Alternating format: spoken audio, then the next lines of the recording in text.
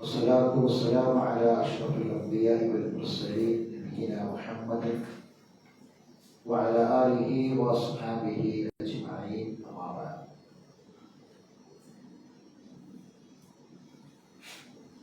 നാൽപ്പത്തിയൊന്നാമത്തെ ആയത്താണ് കഴിഞ്ഞ ക്ലാസ്സിൽ പഠിച്ചു തുടങ്ങിയത്. ഇന്നാ അൻസൽനാ അലൈക്കൽ കിതാബ ലിന്നാസി ബിൽ ഹഖ്. ഈ ആയത്ത് 3 ഭാഗമാണ്.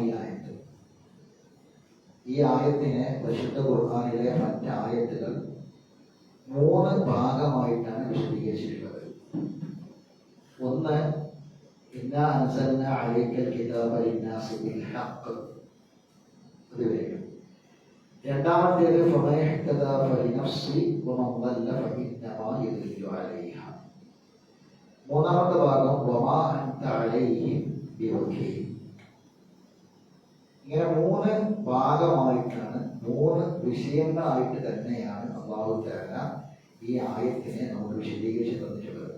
ഈ ഖുർആനിൽ നമുക്ക് വ്യത്യസ്ത സ്ഥലങ്ങളിൽ ഈ പറഞ്ഞ 3 ഭാഗത്തിന്റെ വിശദീകരണങ്ങൾ കാണാം. ഒരു ഉദാഹരണത്തിന് ഇന്നാ അൻസൽനാ അലൈക്കൽ കിതാബ ലിന്നാസി ബിൽ ഹഖ്, അതിന്റെ വിശദീകരണമായിട്ട് 3 സ്ഥലത്ത് അല്ലാഹു തആല പറയുന്നത് ഇതിന്റെ ബാക്കി. ആ ബാക്കി പഠിച്ചെങ്കിലേ നഫ്സി ആശയം മനസ്സിലാവും. മനസ്സിലായില്ലേ? അതിന്റെ ആശയം നമ്മൾ വേറെ പഠിക്കുമ്പോഴാണ് നബിനോട് വക്കീൽ എന്ന് പറഞ്ഞതിന്റെ ആശയം എന്താണെന്ന് മനസ്സിലാവുക. ഇങ്ങനെ 3 ഭാഗമായിട്ടാണ്. ഇൻഷാ അല്ലാഹ് നമുക്ക് ഇപ്പൊ കഴിഞ്ഞ ക്ലാസ്സിൽ ഈ ആയത്ത് നമ്മൾ ഓതേണ്ടത് എങ്ങനെയാണ്, ഇതിന്റെ തജ്വീദ് നിയമങ്ങൾ എന്താണെന്നൊക്കെ വിശദമായിട്ട് നമ്മൾ പറഞ്ഞു. പല വ്യത്യസ്ത ഖിറാഅത്തുകൾ കേട്ടു. അങ്ങനെ നമ്മൾ ഇതിന്റെ പാരായണം നമ്മൾ പഠിച്ചു. മനഃപ്പാഠമാക്കാനും നമ്മൾ പലതവണ ആവർത്തിച്ച് നമ്മളത് ചെയ്തിട്ടുണ്ട്. ഇനി ഇതിന്റെ ബിൽ ഹക്ക് വരെയുള്ള ഭാഗം, അതിന്റെ അർത്ഥവും നമ്മൾ കഴിഞ്ഞ ക്ലാസ്സിൽ പഠിച്ചു. ഇന്ന തീർച്ചയായും അൻസൽന നാം ഇറക്കിയിരിക്കുന്നു അലൈക നിന്റെ മേൽ അൽ കിതാബ ഈ ഗ്രന്ഥത്തെ ലിന്നാസി ജനങ്ങൾക്ക് വേണ്ടി ബിൽ ഹക്കി സത്യപ്രകാരം സത്യവുമായിക്കൊണ്ട്. കഴിഞ്ഞ ക്ലാസ് ഓരോ വാക്കിന്റെ അർത്ഥങ്ങളും ഇന്ന എന്നുള്ളത് എങ്ങനെയാണ്, അൻസൽന എന്നുള്ളത് എന്താണ്, അലൈക എന്നുള്ളത് എന്താണ്, ലിന്നാസ് എന്താണ്, ബിൽ ഹക്ക് എന്താണെന്നൊക്കെ നമ്മൾ വേർതിരിച്ചിട്ട് തന്നെ അവിടെ എഴുതിയിട്ടുണ്ട്. കഴിഞ്ഞ ക്ലാസ്സിൽ അത് പറഞ്ഞിട്ടുണ്ട്. ഇനി ഞാനത് ആവർത്തിക്കുന്നില്ല. കഴിഞ്ഞ ക്ലാസ്സിൽ ഇല്ലാത്ത ആരെങ്കിലും ഉണ്ടെങ്കിൽ അത് റെക്കോർഡ് ചെയ്തൊന്ന് കേട്ട് അതിൻ്റെ കാര്യങ്ങളൊക്കെ മനസ്സിലാക്കുക. ഇനി ഇതിന്റെ ബാക്കി ഞാൻ അതിന്റെ വിശദീകരണത്തിലേക്ക് കടക്കാം. അതായത് ഫുള്ള് ഒരുമിച്ച് പറയാതെ ഈ ആയത്തിനെ 3 ഭാഗമായിട്ട് നമ്മൾ ഇതിനെ പഠന വിധേയമാക്കുമ്പോൾ 3 ഭാഗമായിട്ട് നമുക്ക് കാണാം. ഒന്ന് ഇന്ന അൻസൽന അലൈക്കൽ കിതാബ ലിന്നാസി ബിൽ ഹഖ്. എന്തിന്? അതിന്റെ ഉത്തരം ഖുർആനിൽ 3 സ്ഥലത്തുണ്ട്. 3 സ്ഥലത്ത് 3 വിഷയങ്ങളായിട്ടാണ് അത് പറയുന്നത്. അപ്പൊ ഒന്നാമതായി നിങ്ങൾ മറിക്കേണ്ടത് സൂറത്ത് നിസ്സായിലെ 105-ാമത്തെ ആയത്ത്. 4:105.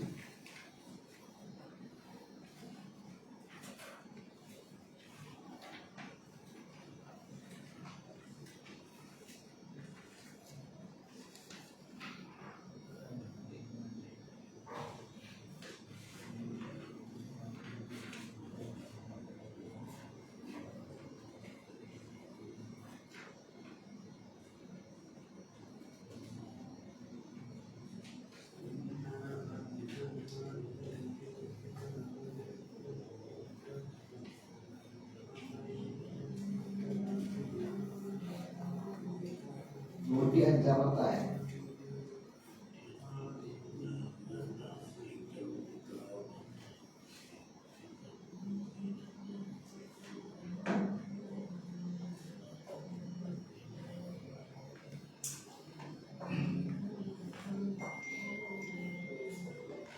വച്ചോളി.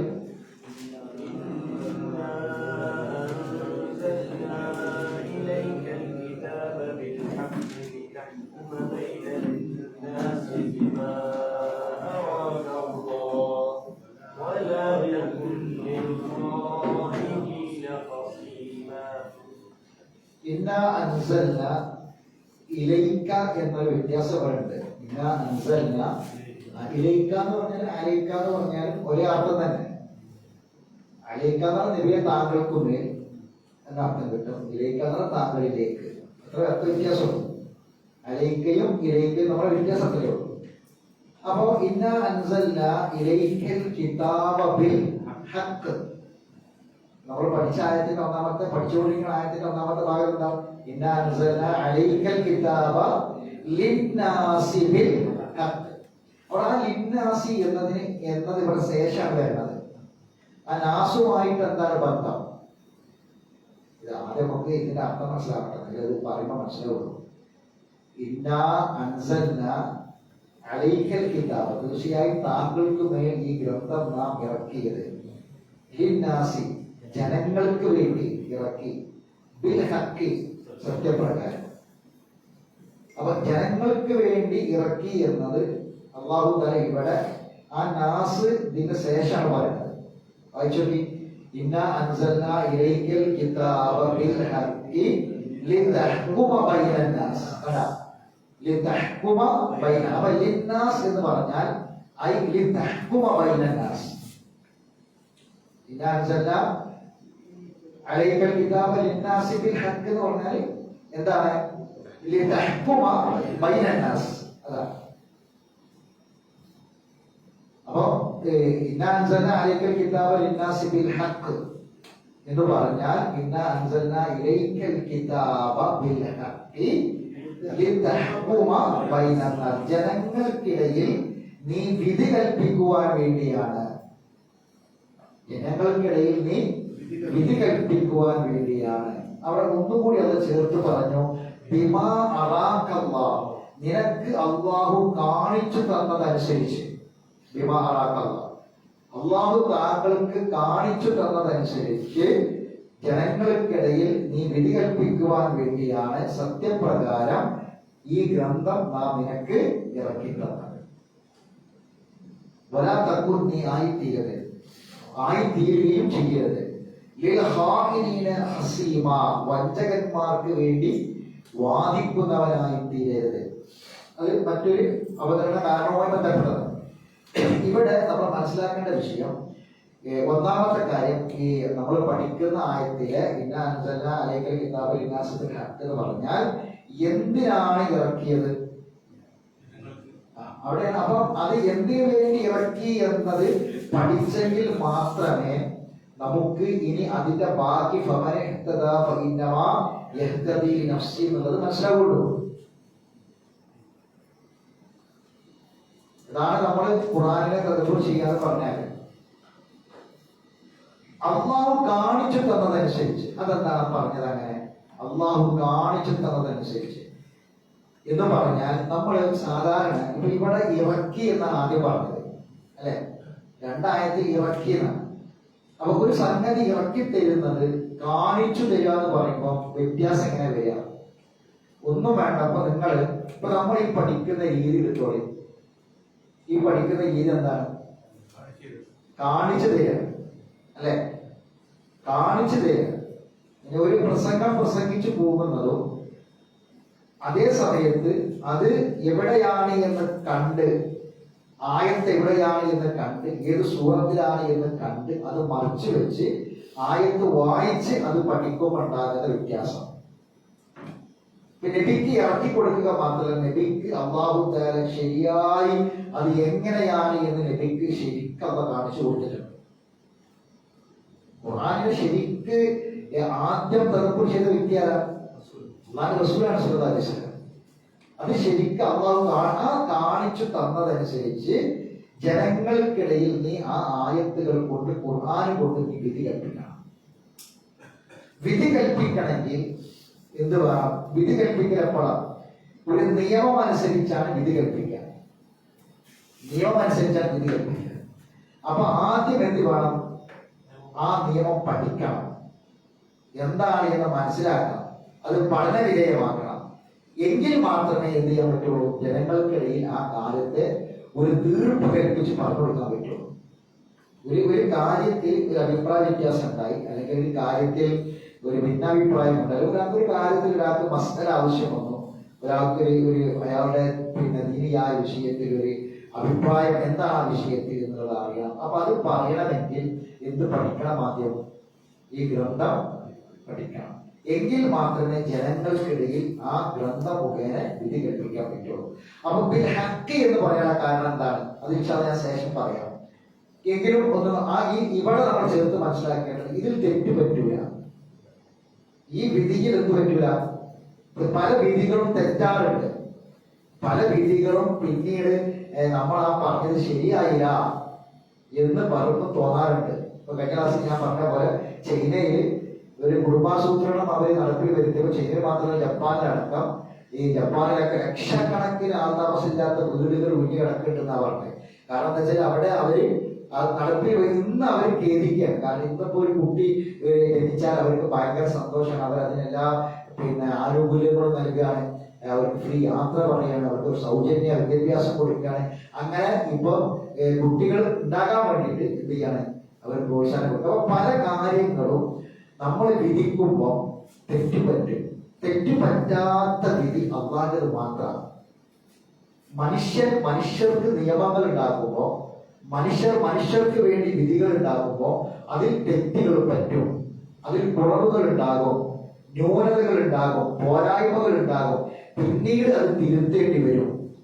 എന്നാൽ റഹ്മാനായ റബ്ബിന്റെ ഖുർആൻ അനുസരിച്ച് ഒരു വിധി പറഞ്ഞാൽ അതൊരിക്കലും തെറ്റൂല. അത് ശരി. അപ്പൊ ഈ ആയത്ത് നമ്മൾ പഠിക്കുമ്പോൾ ഒന്നാമതായി പഠിക്കേണ്ട ആയത്ത്. ഇനി മാഇദയിലെ 48, 5:48.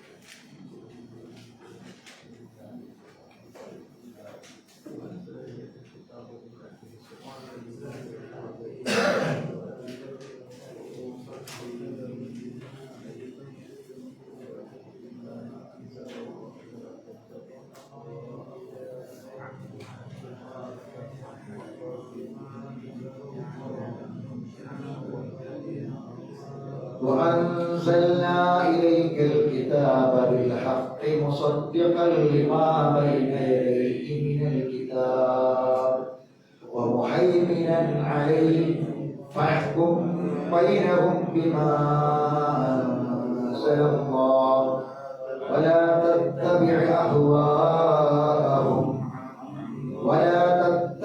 أهواءهم عما جاءك من الحق لكل جعلنا منكم شرعة ومنهاجا ولو شاء الله لجعلكم أمة واحدة ولكن ليبلوكم فيما آتاكم فاستبقوا الخيرات إلى الله مرجعكم جميعا فينبئكم بما كنتم فيه تختلفون. ഇതാണ് രണ്ടാമത്തെ വിഷയം. നേരത്തെ പറഞ്ഞ വിഷയത്തിന്റെ ഒരു ഉപവിഷയമായിട്ടാണ് അള്ളാഹു ഈ ആയത്തിൽ പറയുന്നത്. എന്താണ് അർത്ഥം പറയാം. وأنزلنا إليك الكتاب بالحق. അർത്ഥം അറിയാലോ. തീർച്ചയായും നിനക്ക് നാം ഈ ഗ്രന്ഥം ഇറക്കിയത് സത്യപ്രകാരമാണ്. നേരത്തെ നമ്മൾ വായിച്ച സൂറത്തുൽ നിസാഇ ആയത്തിൽ പറഞ്ഞൊരു വിഷയം ലിതഹ്കുമ ബൈനന്നാസ്. ഇനി രണ്ടാമത്തെ വിഷയം ഓക്കെ. മുസദ്ദിഖൻ ലിമാ ബൈന യദൈഹി മിനൽ കിതാബി വമുഹൈമിനൻ അലൈഹി. ഖുർആനിന്റെ മറ്റൊരു പേരാണ് ഈ മുഹൈമിൻ. മുഹൈമിൻ എന്നുള്ളത് മുഹൈമിൻ അലൈഹി എന്ന് പറഞ്ഞാല് പിന്നെ മുസദ്ദിഖൻ ലിമാ ബൈന യദൈഹി എന്ന് പറഞ്ഞാൽ മിനൽ കിതാബ് തൗറാത്തും ഇൻജീലും സബൂറൊക്കെ മുൻ വേദഗ്രന്ഥങ്ങളെ സത്യപ്പെടുത്തുക മാത്രമല്ല മുഹൈമിനൻ അലൈഹി അവയെ കാത്തു രക്ഷിക്കുന്നതുമത്രേ ഈ ഗ്രന്ഥം. എന്ന് പറഞ്ഞാൽ മുൻ വേദഗ്രന്ഥങ്ങളിലെ ആശയങ്ങളെ കാത്തു രക്ഷിക്കുക, സംരക്ഷിക്കുക. അതാണ് ഖുർആൻ. അതങ്ങനെ വേണ്ടി വന്നതെന്നോണം വേദഗ്രന്ഥങ്ങളെ അവര് തിരുത്തി. ഇപ്പൊ നിങ്ങൾ നമ്മളെ നാടുകളിൽ ഖുർആൻ വിമർശകരും ദീന വിമർശിക്കുന്ന ആൾക്കാരും ഏറ്റവും കൂടുതൽ പറയുന്ന കാര്യം എന്താ പറയുന്നത്? എന്താ ഖുർആൻ പഠിക്കുന്ന ആൾക്കാരെന്നുള്ളതൊക്കെ നമ്മൾ നിർബന്ധമായിട്ട് അറിയേണ്ട കാര്യമാണ്. ഇന്ന് ലോകത്ത് ഏറ്റവും കൂടുതൽ മുറവിൽ കൂട്ടുന്നത് ഖുർആൻ നിരോധിക്കണം എന്നല്ല. നിരോധിക്കണം എന്ന് പറഞ്ഞ ആൾക്കാരുണ്ട്. നിരോധിക്കണം എന്നല്ല, ഖുർആൻ എഡിറ്റ് ചെയ്യണം. മനസ്സിലാവണേ? ഒരു എഡിറ്റിംഗ് നടക്കണമെന്നാണ് പറഞ്ഞത്. ഖുർആനിൽ പലതും നീക്കാണ്ടെന്നാണ് പറഞ്ഞത്. ഖുർആനിൽ പലതും ഒഴിവാക്കാൻ. അതാണ് ഇന്ന് ലോകത്ത് നടക്കുന്ന ഏറ്റവും വലിയ കാര്യം. ഖുർആനിൽ മനുഷ്യൻ കൈ കടത്തണം എന്നാണ് പറയുന്നത്. ഖുർആനിൽ മനുഷ്യൻ കൈ കടത്തിയിട്ട് അതിൽ കുറെ കാര്യങ്ങളൊക്കെ നീക്കം ചെയ്ത് കുറച്ച് കാര്യങ്ങളൊക്കെ ഇതിലേക്ക് എന്ത് ചെയ്യണം? ഉൾപ്പെടുത്തണം, ചേർക്കണം. അപ്പോ ഇത് പറയുമ്പോ എന്താണെന്നറിയോ? ഇതൊക്കെ വളരെ ആസൂത്രിതാണ്. ഖുർആൻ നിരോധിക്കണം എന്ന് പറയുമ്പോൾ എല്ലാവരും അതിനെതിരെ തിരിയും. കാരണം ഖുർആൻ പൂർണ്ണമായും നിരോധിക്കണം, ഒഴിവാക്കണം, എല്ലാവരും അതിൽ തിരിയും. അതേ സമയത്ത് ഖുർആനിൽ കുറച്ചൊക്കെ നമ്മളൊന്ന് ഖുർആനൊന്ന് മോഡിഫൈ ചെയ്യണം എന്ന് പറഞ്ഞാൽ ഒരു പക്ഷെ കുറെ ആളുകൾ എന്ത് ചെയ്യും? സപ്പോർട്ട് ചെയ്യും. അങ്ങനെയുള്ള അങ്ങനത്തെ കുറെ ആൾക്കാരുണ്ടല്ലോ. ഖുർആൻ പറ്റ നിരോധിക്കണം എന്നാലും ഖുർആൻ എല്ലാവരും ചെയ്യും, അത് അതിനെതിരാകും. അതേ സമയത്ത് ഖുർആൻ ഒന്ന് ഇങ്ങനെ നമ്മളെ ഒരു കൈകടത്തലുകളൊക്കെ നടത്തിയിട്ട് ഒന്ന് ശരിയാക്കാറുണ്ട് എന്ന് പറഞ്ഞാൽ അതിനെ സപ്പോർട്ട് ചെയ്യുന്ന കുറെ ആൾക്കാരുണ്ടാവും. അങ്ങനത്തെ ഇപ്പൊ കുറെ ഈ പിന്നെന്താ പറയാ പുരോഗമനവാദികളായ ആൾക്കാർ, ഇങ്ങനെയുള്ള കുറെ ആളുകളൊക്കെ ഉണ്ട്, അവരൊക്കെ ഇതിനെ സപ്പോർട്ട് ചെയ്യും. അങ്ങനെ അത് വരൂല, ലോകത്തിൽ ചെയ്യാവുന്നത് വരെ സംഭവിക്കൂല. പക്ഷെ ഇവർ ആഗ്രഹിക്കുന്നത് എന്താണ്? അത് അങ്ങനെ നടപ്പിൽ വരുന്നതോട് വരികയാണെങ്കിൽ വരുന്നതോടുകൂടി ഖുർആന്റെ അവസ്ഥ ഇതുപോലെയാവും, മറ്റു വേദനകളും പോലെയാവും. അപ്പൊ അതൊന്ന് ഖുർആനിൽ നടന്നുകൊണ്ടിരിക്കുന്ന സംഗതിയാണ്. അപ്പൊ ഖുർആൻ അള്ളാഹു ഹക്കായിട്ട് ഇറക്കിയെന്ന ഹക്കാണ് നമ്മളിവിടെ പഠിക്കുന്നത്, ഇറക്കിയത്. ഒരാൾക്കും ഒരു കാലത്തും ഇതിനൊരു മാറ്റം വരുത്തേണ്ടി വരില്ല. മനുഷ്യൻ ഖിയാമത്ത് നാൾ വരെയുള്ള മനുഷ്യർക്ക് വേണ്ടി ഇറങ്ങിയതാണ് ഈ ഗ്രന്ഥം. ആ കാലഘട്ടങ്ങളിൽ മനുഷ്യന്മാർ മാറും, ടെക്നോളജി മാറും, ശാസ്ത്രം മാറും, പുരോഗതി ഉണ്ടാകും, ജനങ്ങളുടെ കാഴ്ചപ്പാട് വ്യത്യാസം ഉണ്ടാകും, നാട്ടിലെല്ലാ കാര്യങ്ങളിലും മാറ്റങ്ങൾ വരും. പക്ഷെ ഖുർആൻ മാറ്റേണ്ട കാര്യം ഉണ്ടാവില്ല. കാരണം എന്താ? ഇത് അള്ളാഹുവിൻ്റെതാണ് കലാം. ഇന്ന് ഖുർആൻ ഏതെങ്കിലും ഒരു ആയത്ത്, ഈ ഖുർആന്റെ വെല്ലുവിളി നമ്മൾ ഉണ്ടാക്കുന്നുണ്ടല്ലോ, നിങ്ങൾ ഈ ഖുർആൻ പോലെ ഖുർആൻ കൊണ്ടുവരി, അല്ലെങ്കിൽ സുഹൃത്ത് പോലെ സുഹൃത്ത് 10 എന്ന് പറഞ്ഞത് ശരിക്കും അതിന്റെ ഉദ്ദേശം എന്താ പറഞ്ഞത്? എത്രയോ അറബി ഗ്രന്ഥങ്ങൾ രചിക്കപ്പെട്ടിട്ടില്ലേ? അറബിൽ എത്രയോ ഗ്രന്ഥങ്ങൾ രചിക്കപ്പെട്ടിട്ടില്ലേ? ഉണ്ടല്ലോ. ഏതെങ്കിലും ഒരു ഗ്രന്ഥം എടുത്തിട്ട് അത് ഖുർആൻ ഗ്രന്ഥം തന്നെ പറഞ്ഞാൽ ആ വെല്ലുവിളി ഏറ്റെടുത്തോ? ഇല്ല. പിന്നെ എന്താണ് ആ വെല്ലുവിളി? ആ വെല്ലുവിളി എന്താണെന്നറിയാം? ഖുർആനിൽ ഏതെങ്കിലും ഒരായത്ത് ഇന്നത്തെ കാലത്തിന് പറ്റിയതല്ല, ഇത് കാലഹരണപ്പെട്ടു, ഈ നിയമം ഇന്ന് നിലവിലില്ല എന്ന് പറഞ്ഞ് ഒരായത്ത് പോലും എന്ത് ചെയ്യാനില്ല, കാണിക്കാൻ കഴിയില്ല. ഒരായത്ത് പോലും കാണിക്കാൻ കഴിയില്ല ഖുർആൻ. അതാണ് ഖുർആന്റെ വെല്ലുവിളി. അത് അന്ന് തുടങ്ങിയ വെല്ലുവിളിയാണ്. ഏത്? ഖുർആൻ ഇറങ്ങുന്ന ഏറ്റവും കൂടുതൽ ശാസ്ത്രവും ഏറ്റവും കൂടുതൽ ടെക്നോളജി ഒക്കെ ഉണ്ടായിരുന്ന ഒരു കാലം ഖുർആൻ ഇറങ്ങുന്ന കാലം അല്ലെ? അന്നത്തെ ഏറ്റവും മുമ്പന്മാർ പറയുന്നല്ലേ, അന്നത്തെ ഏറ്റവും വലിയ ശാസ്ത്രജ്ഞന്മാരും ശാസ്ത്രീയ കണ്ടുപിടുത്തവും ടെക്നോളജി പോലെ തന്നെയാണ് അല്ലെ? അന്നത്തെ ഏറ്റവും വലിയ ടെക്നോളജി അതാണ്. പിന്നെ പിൽക്കാലത്ത് അന്നത്തെ ഏറ്റവും വലിയ ടെക്നോളജി അതാണ് അല്ലെ? പിന്നെ അടുത്ത തലമുറയിൽ അങ്ങനെ 14 തലമുറ കഴിഞ്ഞു. ഖുർആൻ ഇറങ്ങിയിട്ട് 14 തലമുറ കഴിഞ്ഞു. 100 കൊല്ലം ഒരു തലമുറയായിട്ട് കണക്കാക്കാത്ത 14. ഈ 14 തലമുറയിലും ആ തലമുറയിലെ അന്നത്തെ ടെക്നോളജിയാണ് ഏറ്റവും വലുത് അല്ലെ? പിന്നെ അടുത്ത തലമുറ അന്നത്തേതാ. ഇന്നത്തെ തലമുറയിൽ ഇന്നത്തെ ടെക്നോളജിയാണ് ഏറ്റവും വലുത്. ഇങ്ങനെ പിന്നിട്ട നൂറ്റാണ്ട് ഖിയാമത്ത് നാൾ വരെ എത്ര നൂറ്റാണ്ട് ബാക്കിയുണ്ടോ അത്രയും കാലം മനുഷ്യൻ എത്ര പുരോഗതി പ്രാപിച്ചാലും ശരി, ഖുർആനിൽ പറയുന്ന ഒരായത്ത് പോലും ഖുർആൻ എടുക്കുന്നത് മാറ്റം കണ്ടാവില്ല. ഇത് നമുക്ക് ഈ ആയത്ത് ഇനിയിപ്പോ ഈ ആയത്തിന്റെ ആവശ്യം ഖുർആനില്ല എന്ന് പറയുന്ന ആയത്തെ മാറ്റം കണ്ടാവില്ല. അല്ലെങ്കിൽ ഖുർആനിലേക്ക് ഒരു ആയത്തും കൂടി ഇറങ്ങാണ്ട് എന്ന് പറയാനുണ്ടാവില്ല. ഖുർആനിലേക്ക് ഒരായത്തും കൂടി ഇറങ്ങാണ്ട് എന്ന് പറയാനും ഉണ്ടാവില്ല. കാരണം ഇത് സത്താണ്. ഏത് വിഷയം വന്നാലും ഇപ്പൊ നിങ്ങൾ നോക്കി, ഇവർ പുതിയ ഇൻഷുറൻസ് അത് പിന്നെ നബിയുടെ കാലത്തുണ്ടോ? ഉണ്ടോ? ഇല്ല അല്ലെ? അതൊരു പുതിയ വിഷയമാണ് അല്ലെ? അവയവദാനം നബിയുടെ കാലത്തുണ്ടോ? ഇല്ല, ഒരു പുതിയ വിഷയമാണ് അല്ലെ? ഞാൻ അതിന്റെ മസല പറയാനല്ല കേട്ടോ, അത് ചോദ്യം ചെയ്യണ്ട, അത് പറയാനല്ല ഞാൻ പറഞ്ഞത്. ഈ വിഷയങ്ങളൊക്കെയും ഇന്ന് ഏത് ആധുനിക വിഷയത്തെ കുറിച്ച് ഒരു ചോദ്യം, ഒരു ഫത്വ ചോദിച്ചു കഴിഞ്ഞാൽ ഖുർആനിന്റെ സുന്നത്തിന്റെയും അടിസ്ഥാനത്തിൽ അതിന് ഫത്വ കൊടുക്കാൻ കഴിയുന്നുണ്ട് ഇല്ലേ? കിട്ടുന്നുണ്ടല്ലോ. അതിന്റെ കാരണം എന്താ? ഏത് വിഷയത്തിലും ഖുർആനിൽ തെളിവുകളുണ്ട്. പ്രവാചകൻ ചെയ്യുന്നത് അത് സത്താണ്, അതൊരിക്കലും ഉണ്ടാവില്ല. ഇങ്ങനെ ഒരു കാര്യം നമുക്ക് അതും കൂടി ഒന്ന് ഖുർആനൊന്ന് ആഡ് ചെയ്യാണ്ട് നമ്മൾ ചേർക്കാണ്ട് എന്ന് പറയാനുണ്ടാവില്ല.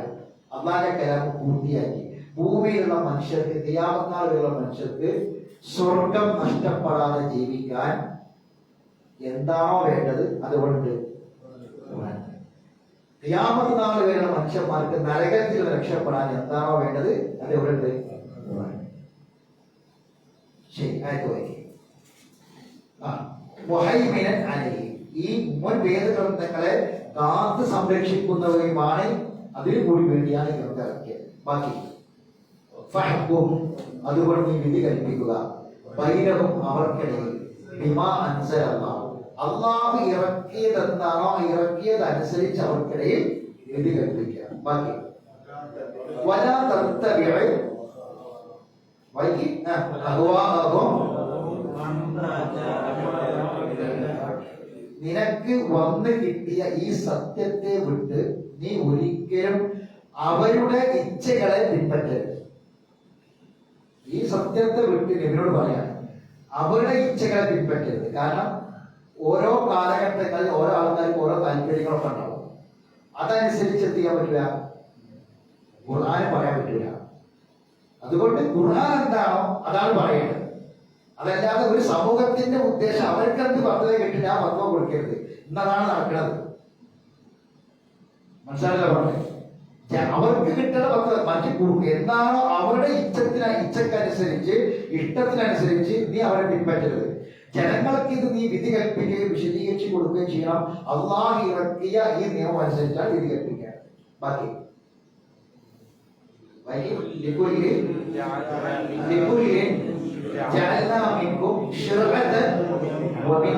അതാണ് ശരിയാത്ത് മൻഹജ്. ശിർഅത്താണ് ശരിയാത്ത്, മിൻഹാജാണ് മൻഹജ്.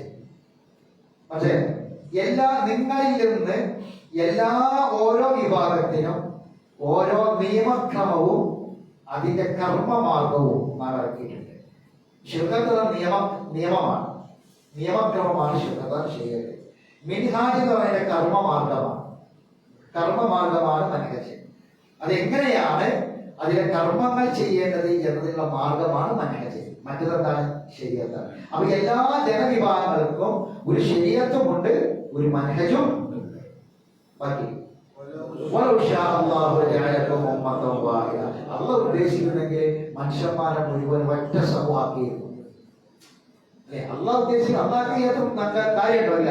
അള്ളാഹ് ഉദ്ദേശിക്കുന്നെങ്കിൽ ജനങ്ങളെ മുഴുവനും ഒരൊറ്റ ജനമാക്കുമായിരുന്നു. എന്താണ്?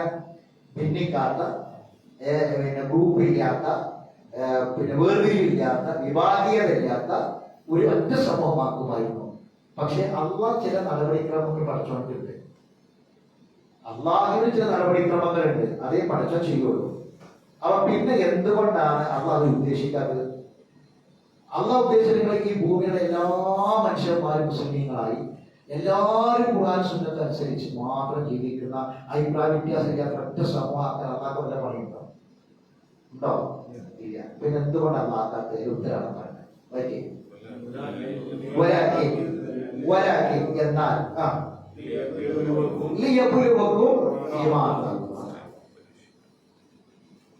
അത് നിങ്ങളെ പരീക്ഷിക്കാനാണ്. ഏത് പരീക്ഷിക്കാൻ? ഫീമാ ആതാക്കും, നിങ്ങൾക്ക് നൽകിയതിൽ പരീക്ഷിക്കാൻ. അതേതാ സാധനം? അല്ല, ആതാക്കും എന്ന് പറഞ്ഞാൽ നിങ്ങൾക്ക് നൽകിയതിൽ പരീക്ഷിക്കാനാണ്.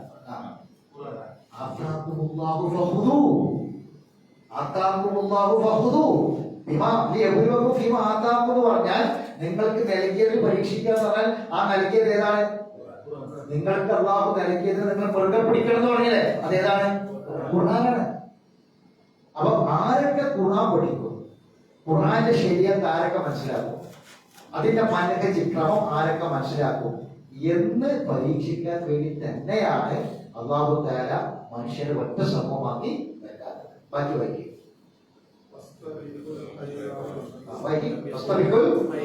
അതുകൊണ്ട് നല്ല കാര്യങ്ങൾ നിങ്ങൾ മത്സരിച്ച് മുന്നേറാം.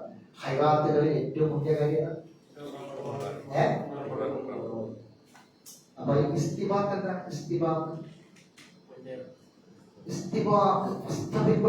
ഹൈറാത്തുകൾ ഇസ്തിബാഖ് നടത്തുക. ഇസ്തിബാഖ് മത്സരം, മുസാബഖ മത്സരമാണ്. ഒരു മത്സര ബുദ്ധിയോടുകൂടി മുന്നേറണം. ഞാൻ 4 ഖുർആൻ ക്ലാസ്സിൽ പോകും അല്ല, ഒരു മനസ്സിൽ വരിക, ക്ലാസ് ഞാൻ ഒഴിവാക്കുക, ഞാൻ അതൊക്കെ പോകും. അത് ഹൈറാത്തുകളിലൊക്കെ, ഹൈറാത്ത് ഒരുപാട് എന്തൊക്കെ ഹൈറായിട്ട് പറഞ്ഞ അതൊക്കെ പെടും. ജമാഅത്ത് നിസ്കാരം, ഗുണപാരായണം, നന്മകൾ വർദ്ധിപ്പിക്കുക, സ്വതക്ക കൊടുക്കുക, ദാനധർമ്മം ചെയ്യുക. ഇതൊക്കെ അതിൽ ഏറ്റവും ഒന്നാം സ്ഥാനത്തേക്കുള്ള സംഗതി എന്താണ്? ഖുർആൻ പാഠം. അപ്പൊ അതിലും എന്ത് ചെയ്യുക? മത്സരിക്കുക. ആ നന്മകളൊക്കെ നിങ്ങൾ മത്സരിച്ച് മുന്നേറുക. എന്തിനാണ്? എന്താ കാരണം? അങ്ങനെ മത്സരിക്കണം എന്ന് പറയാൻ കാരണം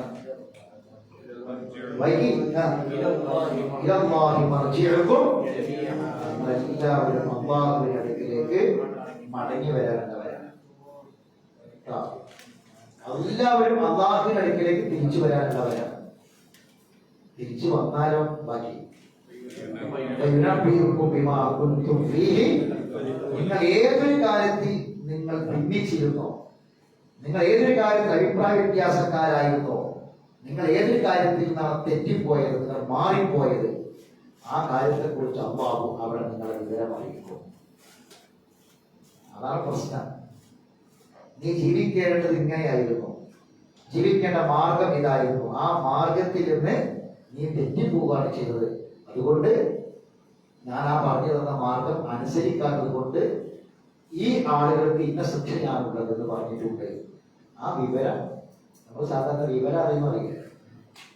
രണ്ട് വാ വിവരം അറിയുന്ന അതൊരു താക്കീതാണ്, ഒരു മുന്നറിയിപ്പാണ്. അത് ശിക്ഷയെ കുറിച്ചുള്ള മുന്നറിയിപ്പാണ്. ശരി, നമുക്ക് ഒരു ആയത്ത് കൂടി നോക്കാട്ടെ. അത് പിന്നെ ഞാൻ പറയാം, നിങ്ങൾ പറയാം. ഞാൻ പറയാം, നിങ്ങൾ പറഞ്ഞത് ഏതായിരുന്നു? എന്തോടായിരിക്കും ഞാൻ അങ്ങനെ പറയണത്?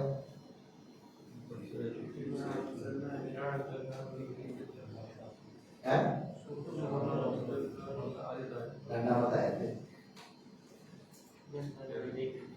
രണ്ടാമത്തെ നമ്മൾ പഠിച്ചേക്കാം. അവിടെ നിങ്ങൾ പറഞ്ഞത് ഞാൻ പറയാൻ കാരണം, ഞാൻ പറയാൻ നിങ്ങൾ പറഞ്ഞത് പറയാൻ കാരണം ഞാൻ പറഞ്ഞല്ലോ, ഈ ആയത്തിനെ 3 ഭാഗമാണ്.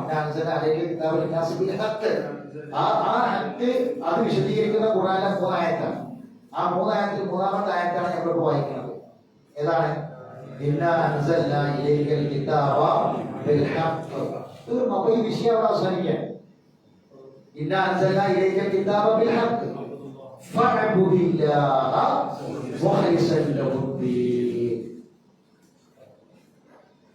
ഇനി ഇതിലേക്ക് ചേർത്ത് ഫഅബ്ദില്ലാഹ മുഖ്ലിസൻ ലഹുദ്ദീൻ, ഇതിലേക്ക് ചേർത്ത് ഒരു കാര്യം കൂടി പറയണ്ടേ? ഞാൻ പറഞ്ഞുതരാം. നിങ്ങൾ ഇഖ്ലാസോടുകൂടി നിങ്ങൾ എന്ത് ചെയ്യണം? നിങ്ങൾ ആത്മാർത്ഥമായി മുഖ്ലിസായിക്കൊണ്ട് നിങ്ങൾ അല്ലാഹുവിനെ ഇബാദത്ത് ചെയ്യണം. ഇഖ്ലാസ് ഇല്ലാത്ത ഇബാദത്ത് അല്ലാഹുവിന് വേണ്ട. വമാ ഉമിറു ഇല്ലാ ലിയഅബ്ദുല്ലാഹ മുഖ്ലിസീന ലഹുദ്ദീൻ. ഇഖ്ലാസ് ഉണ്ടാകൽ ഈമാനിൽ എന്നാണ്, ഈമാൻ ഉണ്ടാകൽ ഇൽമിൽ എന്നാണ്, ഇൽമ് എവിടുന്നാണ്? ഖുർആനിൽ എന്നാണ്, അല്ലെ? ഇനി ഈ ഹക്കിനെ അതിനെ മറ്റൊരു കാര്യം കൂടി ചേർന്ന് ഞാൻ പറഞ്ഞുതരാം. അടുത്ത ക്ലാസ്സിലേക്ക് ഞാൻ കൊടുക്കുന്നില്ല, അപ്പൊ തന്നെ പറയാം. സൂറത്ത് നിങ്ങൾ ആയത്ത് എഴുതിയാൽ മതി, മറിക്കണ്ട, കേട്ടാൽ മതി. ആയത്ത് എഴുതിച്ചു മറിച്ച് ഒരുപാട് സമയം പോകും.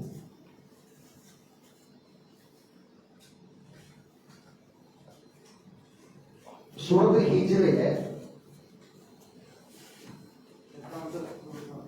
സൂറത്ത് ഹിജ്ർ 11 എഴുതിയാൽ മറിക്കണം എഴുതിയാൽ മതി, 15 അല്ല. സൂറത്ത് ഹിജ്റിലെ അവസാനത്തെ ആയത്തിന് തൊട്ട് മുമ്പുള്ള ആയത്തുണ്ട് 99. എന്താ ആയതെന്ന് അറിയാം, കേട്ടോളൂ. വഅബ്ദുർ റബ്ബക ഹത്താ യഅതിയകൽ യഖീൻ. ശരിക്കും മനസ്സിലാക്കാൻ ഇതിന്റെ ഇവിടെ വേണം, മനസ്സിൽ പോകരുത്. അതായത് ഇവിടെ നമ്മൾ പറഞ്ഞത് പിന്നെ ഫഅബ്ദില്ലാഹ മുഖ്ലിസൻ ഹക്ക് പറഞ്ഞിട്ടാണ്, ഹക്ക് പറഞ്ഞിട്ടാണ്, അല്ലെ? ഈ ആയത്ത് എന്താ പറഞ്ഞത്? അല്ലാഹു തആല യഅതിയകൽ യഖീൻ ഫഅബ്ദുർ റബ്ബക ഹത്താ യഅതി. ഈ അൽ യഖീൻ മരണമാണ്. അപ്പൊ മരണം വരുന്നത് വരെ നിന്റെ റബ്ബിനെ നീ ഇബാദത്ത് ചെയ്യാം. മരണം എന്നതിന് യഖീൻ എന്നാണ് പറഞ്ഞത്. ഇനി വേറൊരായത്ത് ശ്രദ്ധിക്കുക, ഹഖുൽ യഖീൻ. ഇന്നാ അൻസൽനാ അലൈക കിതാബ ലിന്നാസി ബിൽ ഹഖ്. മനസ്സിലാക്കണം. ഫഅബ്ദില്ലാഹ് ഫഅബ്ദുർ റബ്ബക ഹത്താ യഅതിയകൽ യഖീൻ. ആ യഖീനെയും ഹക്കിനെയും ഒന്ന് ചേർത്ത് പറയാണ്. ഇന്നഹു ലഹഖുൽ യഖീൻ. ഖുർആനെ കുറിച്ച് എവിടെ പറഞ്ഞത്? സൂറത്ത് ഹാക്കയിലെ 51. ഹാക്ക 51. സൂറത്തിലെ ഹാക്ക എത്രാമത്തെ സൂറത്തായിരിക്കും? നമ്പർ നോക്കി, സൂറത്തിന്റെ നമ്പർ ഹാക്കയിലെ 51 എഴുതി വെച്ചാൽ മതി. ഹാക്ക 51. 69 95. ഇന്ന ഹാദാ ലഹുവൽ ഹഖുൽ യഖീൻ. ഇന്ന ഹാദാ ലഹുവൽ ഹഖുൽ വഇന്നഹു ലഹഖുൽ സോറി 51 വഇന്നഹു ലഹഖുൽ യഖീൻ. ഹാക്കയിലെ 51 വഇന്നഹു ലഹഖുൽ യഖീൻ. ഇനി വേറെ സ്ഥലത്ത് കൂടിയുണ്ട്. വാഖിഅയിലെ 95. വാഖിഅയിലെ 95. വാഖിഅ ഇത് ഹാക്കയാണ്. വാഖിഅ എത്രാമത്തെ സൂറത്താണ്? 56. സൂറത്ത് റഹ്മാൻ. ഹാക്കയിലെ 15, 99, 69, 51. ഇനി നിങ്ങൾ മനസ്സിലാക്കി, ഇന്ന ഹാദാ ലഹുവൽ ഹഖുൽ യഖീൻ. ഹഖുൽ യഖീനാണ് ഇത് ഖുർആനെ കുറിച്ച് വളരെ പ്രധാനമായി നമ്മൾ മനസ്സിലാക്കേണ്ട കാര്യം. ഹഖുൽ യഖീനാണ്. ഇന്നാ അൻസൽനാ അലൈക്കൽ കിതാബ ലിന്നാസി ബിൽ ഹഖ്. ആ ഹഖിനെ ഫഅബുദ് റബ്ബക ഹത്താ യഅതിയകൽ യഖീൻ. ഇത് ഹഖുൽ യഖീനാണ്. ഇനി ഖുർആനിലെ ഒരു ഇൽമുൽ യഖീൻ ഉണ്ട്, അല്ലേ? കേട്ടില്ല? എല്ലാ സൂഫർ തലമോ ثم كلا سوف تعلمون كلا لو تعلمون علم اليقين علم اليقين لترون الجحيم ثم لترونها عين اليقين. കണ്ണുകൊണ്ട് കണ്ട് മനസ്സിലാക്കുന്ന സത്യം, അറിവ് കൊണ്ട് മനസ്സിലാക്കുന്ന സത്യം ശരിക്കും മനസ്സിലാക്കണം. ഖുർആനിനെ അല്ലാഹു തആല എവിടേക്കാണ് ചേർത്ത് വെക്കുന്നത്? മരണത്തിലേക്ക്. മരണം വരെ അല്ലാഹു ഇബാദത്ത് ചെയ്യുക. ഫറള അലൈക്കൽ ഖുർആന ലറാത്തുക ഇലാ മഅദി. എവിടേക്കാണോ തിരിച്ചു വരേണ്ടത്, മരണപ്പെട്ട് എവിടേക്കാണോ തിരിച്ചു വരേണ്ടത്, അവിടേക്ക് നിന്നെ തിരിച്ചു കൊണ്ടുവരുന്നവൻ ആരാണോ അവനാണ് നിന്റെ മേൽ ഖുർആനിനെ ഫറളാക്കിയവൻ. ഈ ആയത്തിനെ വിശദീകരിച്ചുകൊണ്ട് മഹാനായ ഇബ്നു ജരീർ ഉദ്ധരിക്കാൻ ശ്രദ്ധിക്കണം. ഞാൻ തഫ്സീറാ വായിക്കണം. ഖത്താദ എന്ന് പറഞ്ഞാൽ താബിഈകളിൽ പ്രധാനിയായ വ്യക്തിയാണ്. ഇമാം ഖത്താദ പറയാണ്, ഇത് നമുക്കൊരു പാഠതയിലുണ്ട്, ശ്രദ്ധിക്കണേ. ഫീ ഖൗലിഹി ഇന്ന ഹാദാ ലഹുവൽ ഹഖുൽ യഖീൻ. ഈ ഖുർആനെ കുറിച്ച് അല്ലാഹു പറയുന്നു, ഇന്ന ഹാദാ ലഹുവൽ ഹഖുൽ യഖീൻ. ഞാനിത് എന്തിനാ പറഞ്ഞ് മനസ്സിലാക്കണം, അത് കുറച്ച് ഗഹനാണ്. ഇന്ന അൻസൽനാ അലൈക്കൽ ഖുർആന ലിന്നാസി ബിൽ ഹഖ്. ആ ഹക്കിനെയാണ് യഖീനുമായി ബന്ധപ്പെടുത്തിയത്. ഖുർആനിനെ അല്ലാഹു പറയുന്നത് ഹഖുൽ യഖീനാണ് ഖുർആൻ. ഖുർആനെ കുറിച്ചാണ് പറഞ്ഞത്. ഖുർആൻ ഹഖുൽ യഖീനാണ്. ആ അൽ യഖീൻ എന്താണ്? മരണം അത്രയും സത്യമാണ്. അതുപോലെ സത്യമാണ് ഇത് ഖുർആൻ. എന്നിട്ട് ഈ ആയത്തിൽ വിശദീകരിച്ച് പറയാണ്, ഇന്നല്ലാഹ അസ്സ വജല്ല ലൈസ താരികൻ അഹദൻ മിൻ ഖൽഖിഹി ഹത്താ യഖിഫഹു അലൽ യഖീൻ മിൻ ഹാദൽ ഖുർആൻ. അല്ലാഹു ഒരാളെയും വെറുതെ വിടില്ല. ഈ ഖുർആനാകുന്ന ഹഖുൽ യഖീനിന്റെ മുന്നിൽ നിൽക്കാതെ എന്ന് പറഞ്ഞാൽ ഈ ഖുർആൻ പഠിക്കാതെ, അത് മനസ്സിലാക്കാതെ, അത് പ്രകാരം ജീവിക്കാതെ ഒരാളെയും അല്ലാഹു വിടില്ല എന്ന് അദ്ദേഹം പറയുന്നൊരു കാര്യമുണ്ട്. ഫഅമ്മൽ മുഅ്മിൻ, ശ്രദ്ധിക്കണേ, ഫഅമ്മൽ മുഅ്മിൻ എന്നാൽ ഒരു മുഅ്മിനായ മനുഷ്യൻ ഫഅയ്കന ഫി ദുനിയ, ദുനിയാവിൽ തന്നെ ഈ വിഷയത്തിൽ യഖീൻ ഉണ്ടാവും. മുഅ്മിനായ മനുഷ്യൻ ദുനിയാവിൽ വെച്ച് തന്നെ ഈ വിഷയത്തിൽ യഖീൻ ഉറപ്പുണ്ടാകും. ഫനഫഅഹു ദാലിക യൗമൽ ഖിയാമ, അത് ഖിയാമത്ത് നാൾ അവന് ഉപകാരപ്പെടും. കാരണം ഇവിടെ തന്നെ അവനത് ഉറപ്പാണ്, അത് മനസ്സിലായി. എന്നാൽ ഫഅമ്മൽ കാഫിർ ഫഅയ്കന യൗമൽ ഖിയാമ, അവൻ ഖിയാമത്ത് നാളിലാണ് ഇത് അവൻ ഉറപ്പില്ല. അവനെ കുറിച്ച് സംശയിക്കുന്നു, ഖിയാമത്ത് നാളിലാണ് ഉറപ്പ് തരാം. പക്ഷേ അവിടുന്ന് യഖീൻ അവരെ ഉപകാരപ്പെടില്ല.